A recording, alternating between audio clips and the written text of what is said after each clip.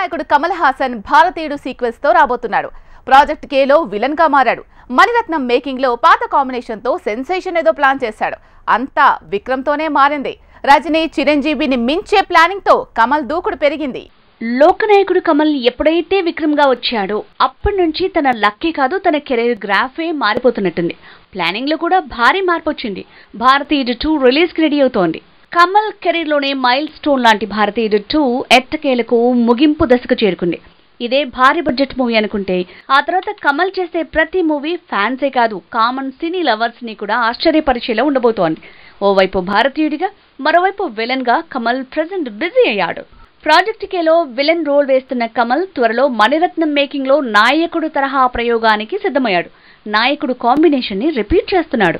అసలు తన ప్లానింగ్ మాత్రం గతంతో పోలిస్తే ఊహాతీతంగా వేగంగా మారిపోయింది. మణిరత్నం కమల్ తో ప్లాన్ చేసిన ప్రాజెక్ట్ నాయకుడు సీక్వెల్ అని గుసగుసలొచ్చాయి. కాదు ఓ పొలిటీషియన్ బయోపిక్ అని ప్రచారం జరిగింది. అయితే పొన్నియిన్ సెల్వం 2 భాగాలతో పాన్ ఇండియా లెవెల్లో ఊపిన మణిరత్నం ఇప్పుడు పాన్ వరల్డ్ కాన్సెప్ట్ నేదో ప్లాన్ చేశాడనే మాటలు కూడా గట్టిగానే వినిపిస్తున్నాయి. ఇక కమల్ హాసన్ విక్రమ్ కి ముందు ఏ ప్రాజెక్టు ప్లాన్ చేసినా మధ్యలోనే ఆగడమో వివాదం చెలరేగడమో జరిగింది. ఓ రకంగా తన కెరీర్ జోరు స్లో అయింది. కానీ విక్రమ్ తరువాతే తన స్పీడ్ పెరిగింది.